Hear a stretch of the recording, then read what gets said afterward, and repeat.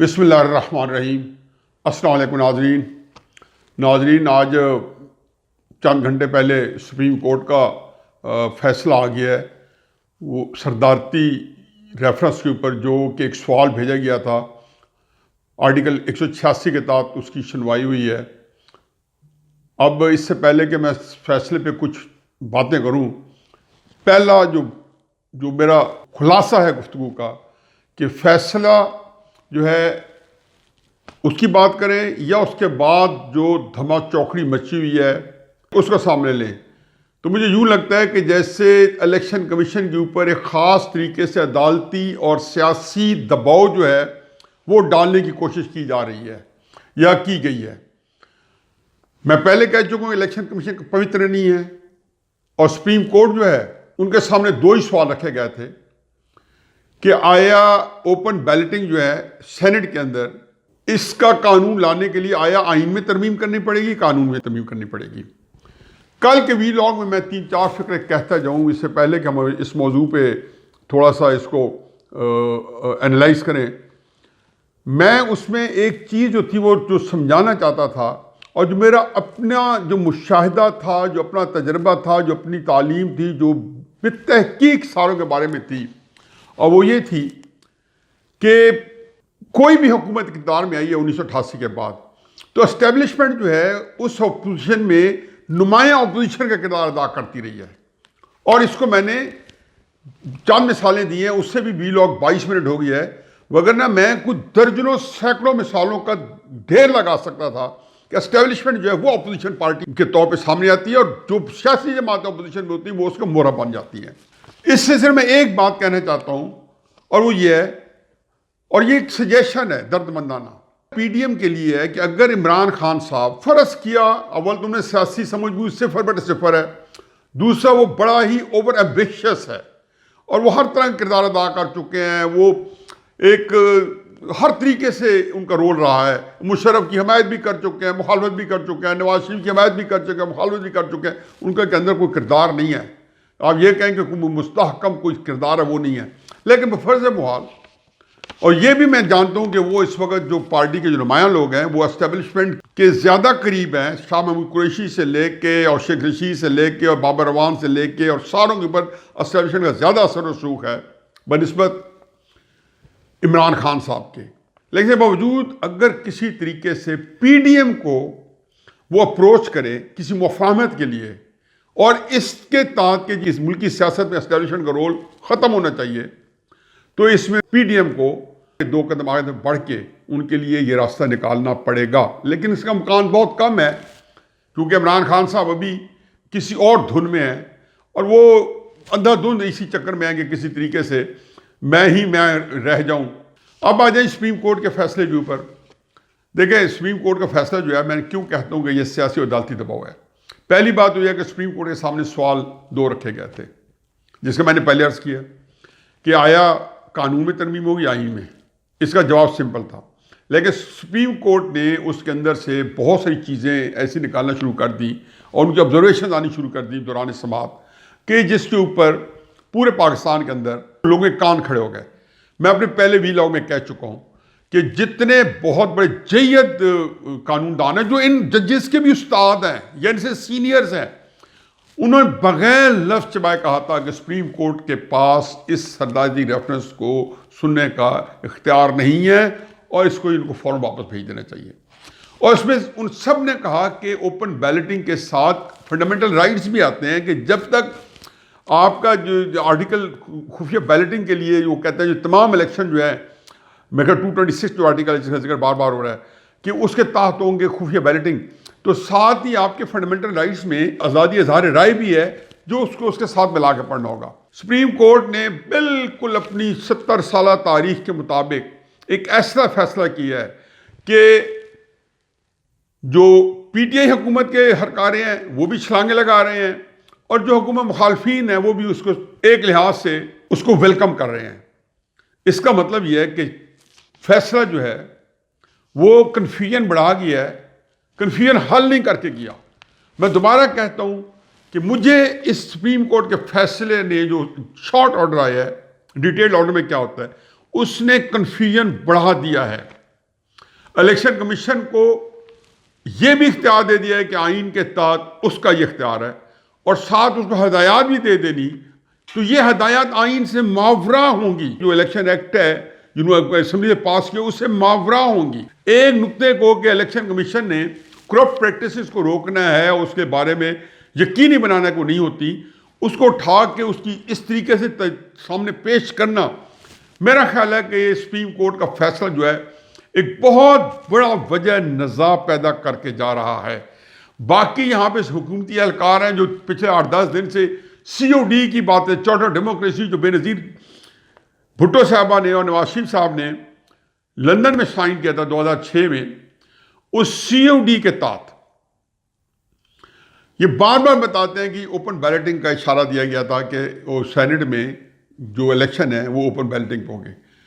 اب جب سی O D کی کہتے ہیں تو ان کو شرم آنی چاہیے کہ سی او ڈی میں اور کیا کچھ ہے۔ سی او ڈی میں تو یہ بھی کہا گیا ہے کہ نیب کی بھی تحقیقات کی جائے گی، کمیشن بنے گا، جتنی فوجی مداخلات ہوتی رہی ہے پاکستان کے سیاسی نظام میں اس کی بھی تحقیقات ہوں گی، سب جو ٹینیور ان پہ بھی بات ہوتی رہی ہے۔ سی او ڈی کے اندر تو بہت سی باتوں نے کہا جی نیشنل سیکورٹی کونسل کو ختم کر کے کیبنٹ ڈیفنس کمیٹی بنائی جائے گی اور اس کو ڈیزالو کیا جائے گا، کیا کارگل کے اوپر ایک تحقیقات کی جائے گی، اس کی انویسٹیگیشن ہوئے گی، ہر چیز پہ انہوں نے کہا جی کمیشن ہوں گے تو اس کی بھی بات کر دیں۔ لیکن اصل بات یہ نہیں ہے۔ عمران خان صاحب کا میں صرف اس میں ضرور ڈالتا جاؤں کہ عمران خان صاحب وہ واحد پارٹی ہیں کہ جتنی کرپشن کی ثبوتوں کے ساتھ سامنے سب کا نقش پا کھرا عمران خان صاحب پہنچتا ہے۔ 2013 میں پہلی دفعہ پارٹی الیکشن کرایا، جب تھوڑی سی اوقات آئی تو وحی الدین رپورٹ اس کے سامنے ہے، تسلیم نورانی رپورٹ ان کے سامنے ہے کہ جی پیسہ چلا اور خوب چلا، بیلٹ چوری کیے گئے۔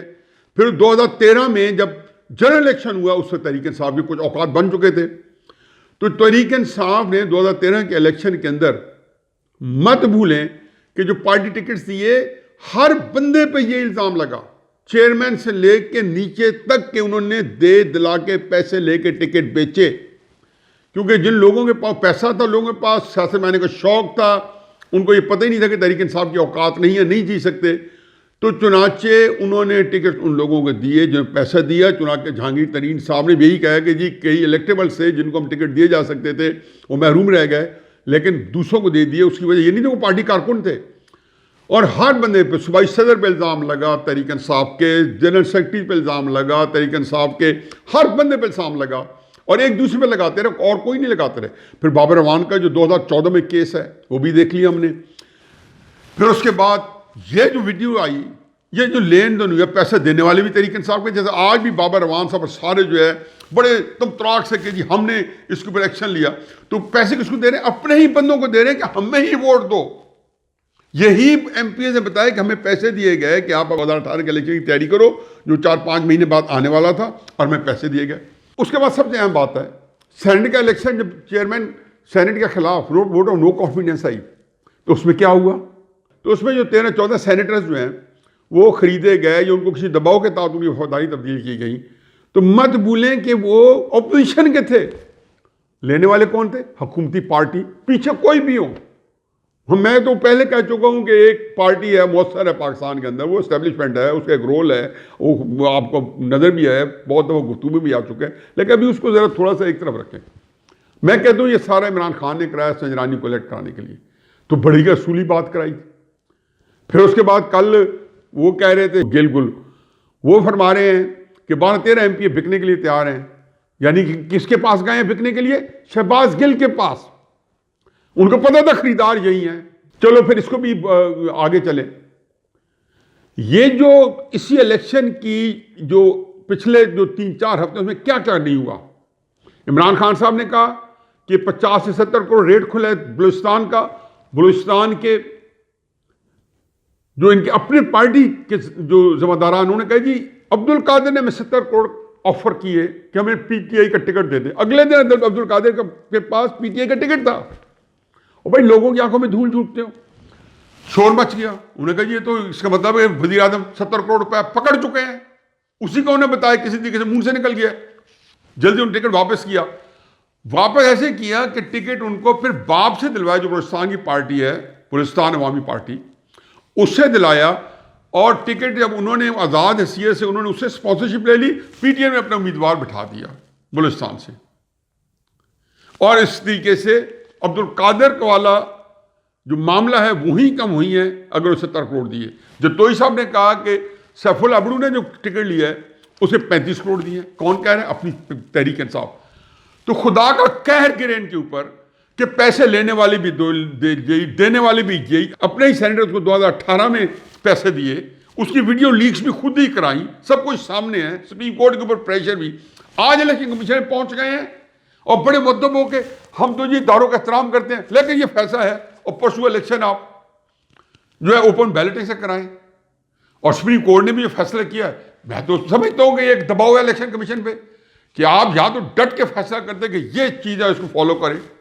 آپ الیکشن کمیشن کو ایک ایسی جگہ پہ ڈالتے ہیں، اس کو یہ نہیں پتا کہ آیا وہ نہیں کرے گی تو توہین عدالت ہوگی، اور کرے گی تو کیا ممکن ہوگا، اور کیا چاہتی ہے سپریم کورٹ.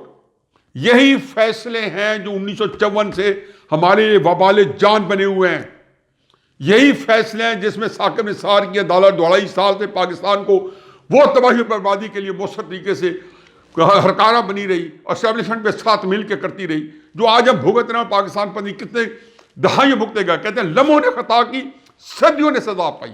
پتہ نہیں کتنی دہائیوں ہم نے یہ سزا پانی ہے اور کب ہمارا چھٹکارا ہوگا، پاکستان واپس آئے گا. چنانچہ آج کا فیصلہ جو ہے اس نے پاکستان کے اندر مزید بحران بڑھانا ہے، مزید کنفیوژن کرنا ہے. اس کا فیصلہ ایسا لگتا ہے کہ بہت ہی 2-3 دن کے بعد بڑی تحقیق کے بعد جیسے جج صاحبان نے لکھا فیصلہ، جو 4 ججز نے لکھا، ایک نے اختلافی نوٹ لیا، انہوں نے کہا یہ کسی طریقے سے یہ قابل نہیں ہے صدارتی ریفرنس کے، اس کو سنا جائے، اس کو واپس بھیج دینا چاہیے تھا. اور انہوں نے جو لکھا اس میں لگتا ہے کہ ہر چیز بڑی سوچ سمجھ کے اور لفظ جو چن چن کے ڈالے گئے. اگر ہمارے دماغ یہی کام کرتے ہیں، اور ہم نے اپنی سینئرز وکلاء کی بھی بات نہیں سمجھی اور سمجھی وہ قانون سمجھانے کی کوشش کر رہے تھے، ان کو ہی بلا لیتے اور کہہ دیتے کہ ہم خلوص سے اس معاملے کو حل کرنا چاہتے ہیں، اور کہہ دیتے جی آئین میں تبدیلی کرو، اس کو واضح کرو. کنفیوژن آ رہا ہے. سپریم کورٹ کے فیصلے نے کنفیوژن بڑھا دیا ہے، لیکن لب لباؤ ایک ہے کہ سیاسی اور عدالتی دباؤ. آپ نے دیکھا نہیں کہ پوری پارٹی 5 جماعت الیکشن کمیشن کے دفتر میں جا کے ٹوٹ پڑی ہے. بظاہر کے بہت ہم مؤدب طریقے سے آ رہے ہیں اور ہم احترام کرنے آ رہے ہیں، مضبوط بنانے کے لیے. لیکن یہ کام کرو، صبح سے لگے ہوئے کہ یہ کام کرو. انہوں نے جو مطلب نکالا، میرا خیال ہے جو انہوں نے مطلب نکالا وہی مطلب نکلوائیں، تاکہ الیکشن کمیشن کے اوپر کنٹمپٹ نہ لگے اس طرح جس طرح یوسف رضا گیلانی صاحب پہ لگی تھی کہ آپ نے عدالتی حکم کی تعمیل نہیں کی، آپ وزارت عظمیٰ سے بھی فارغ، 5 سال کے لیے آپ کوئی عہدہ بھی نہیں رکھ سکتے. قصہ مختصر کہ آج کا فیصلہ جو ہے اور پی ٹی آئی کا الیکشن کمیشن جانا، یہ الیکشن کمیشن کے اوپر ایک عدالتی اور سیاسی دباؤ ہے. کوئی واضح طریقے سے کوئی چیز میں موجود نہیں ہے. اب دیکھنا یہ ہے کہ یہ عدالتی اور سیاسی دباؤ آیا صرف الیکشن کمیشن کو متاثر کرے گا، یا قسم کشی کا شکار پاکستان جو ہے وہ پورے کا پورا بھگتے گا، اور پاکستان کا جو سیاسی عدم استحکام ہے وہ مزید گمبھیر ہوگا. وما علینا الا البلاغ.